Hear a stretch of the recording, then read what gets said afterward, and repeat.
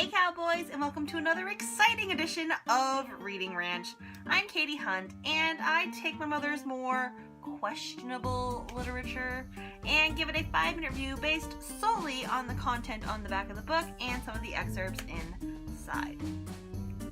I have no excuse, we're back. Isn't that exciting? This week's episode's a little bit different than our normal episodes. Usually I take one of the books my mother has read and hidden on me, and I review it for your viewing pleasure.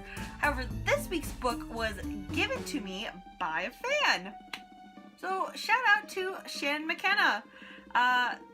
Funny enough, this book is written by someone that has your name, and I believe you did that on purpose. So, this week's book is One Wrong Move by the other Shannon McKenna. I am not fortunate enough to have a name that is shared by a porn star. My name, actually, Katie Hunt, if you Google it, comes up as a printing press place in Texas, I think.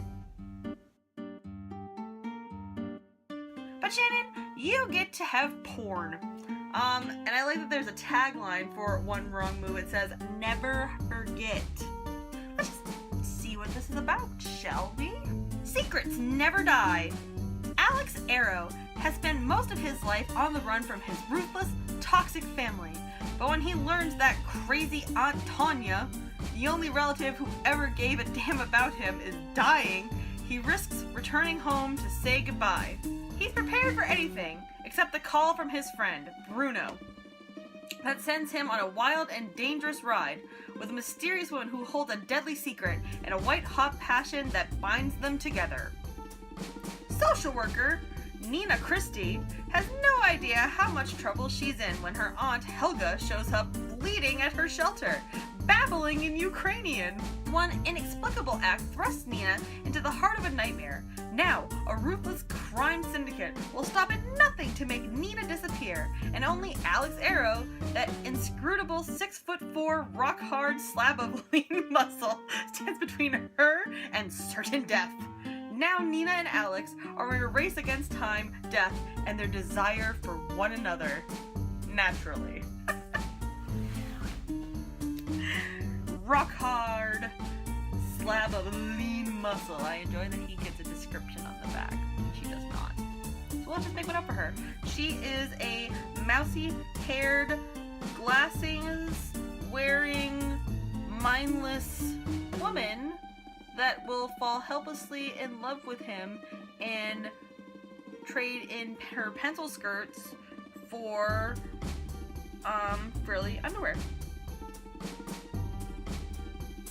Right? Let's just dive right into it, shall we? Lost her? Red's voice over the cell phone was glacial. You lost one too?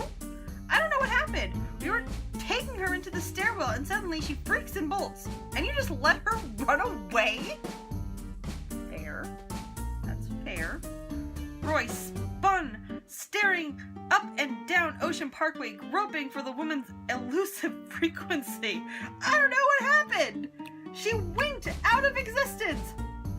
She was in the effing building. I should have felt her. I should feel for her now. Anywhere in Brooklyn. She winked out on me. What? Is this paranormal and I missed it? No? I don't think so. Huh. He said he was Helga's brother, Shira said. Sergei. Doesn't look a thing like her, though. He said she's a schizophrenic, dumping her meds, and that she thinks her family is trying to poison her. He can't imagine how she'd have access to anything other than her own medication, which is toxic bad news for you, but not fatal. What, you just told him everything? She burst out. About me? Everything that happened to Helga? The syringe? All that? Shira stammered. He was lying, Shira. Her voice shook. Helga didn't have a brother. She was married years ago, but she immigrated with her parents when she was 14. She had a daughter, not a brother. Wow. Well, I told this guy about the recording. Nina winced. Oh my god, don't tell me. Let me guess. He offered to translate it, right? I bet he's just a prince of a guy. Nina, back off. I don't like what you're insinuating. What did you tell him? She demanded. Did you tell him which hospital we were in? Well, here's a dumbass. And here's my social security number, and here's all my credit cards.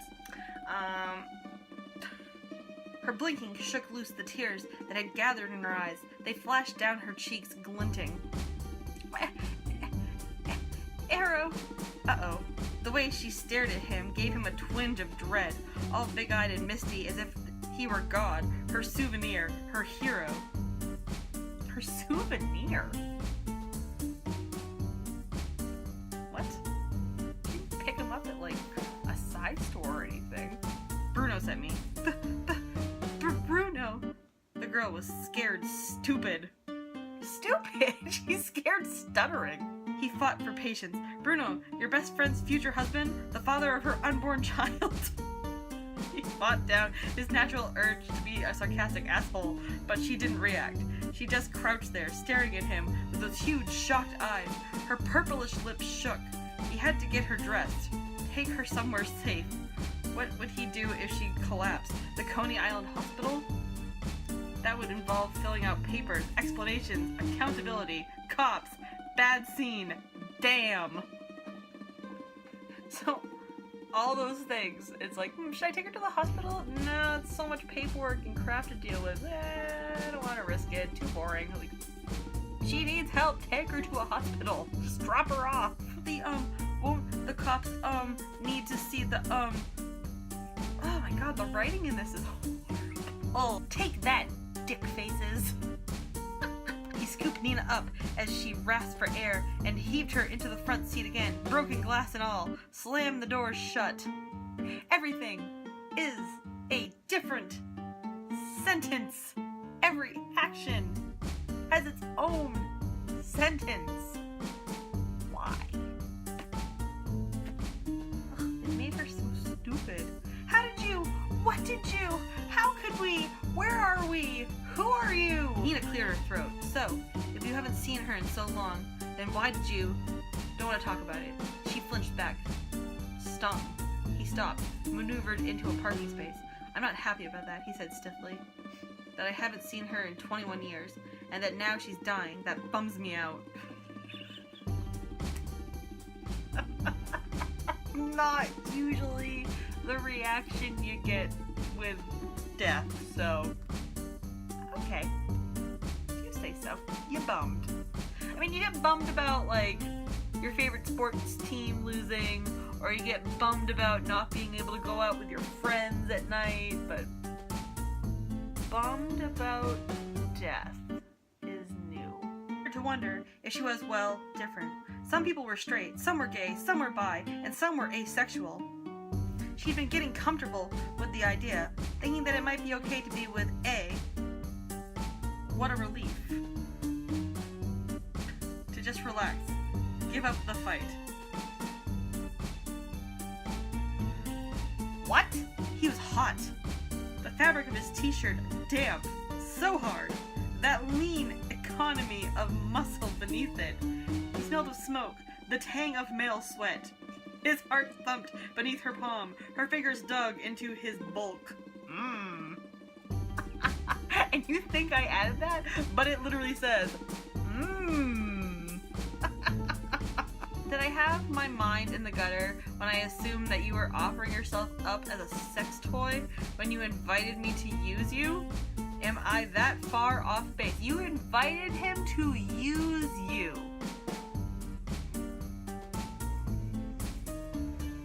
Apparently the Texas Chainsaw Massacre is going on outside of my window right now while I'm trying to film.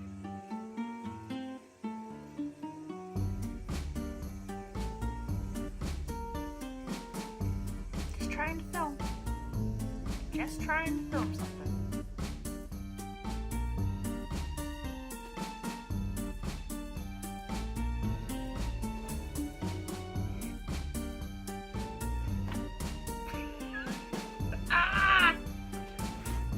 We're pressing on. That bag over my head, she said softly. You wear one too. Takes one to know one. That's why I couldn't read your mind. Even though I can read everyone else's. Your bag is a shield, just like mine.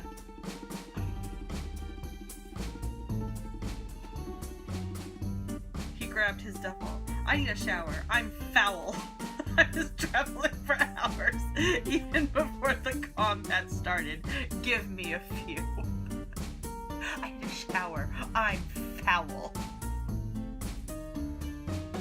Oh my god, they're still like describing this blowjob. This is like 10 pages since she got down on her knees, and they're still talking about this blowjob. Still talking about this blowjob. Their eyes locked. He was so big and blunt, lodged, just so. Oh. God. She was so excited, even the tight, stinging clench around him wasn't an afterthought to the excitement. What are they doing next door? Can't a person read their porn in peace? I guess they did it. I have no idea anymore. I'm so lost. It's like all talking and no doing. Oh wait, we finally started a new chapter 20 pages later and he got rid of the latex. Okay, I'm so lost in this book. Like, and not in that good way where you're like, oh my god, what's gonna happen? No, I'm like literally lost in this book.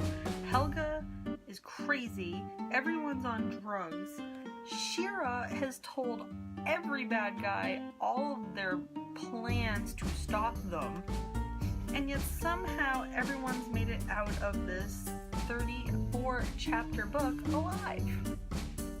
Well, this was Shannon McKenna's one wrong move.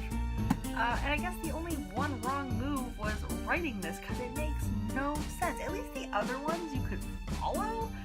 This one concerns me a lot. Shout out to Shannon McKenna. Thanks for the book, even if it was very confusing. If you like this, please subscribe. Make sure you leave your comments down below. You can follow me on Twitter at juggles_geese. You can also follow me on Instagram at jugglesgeese21. Thanks for watching, guys.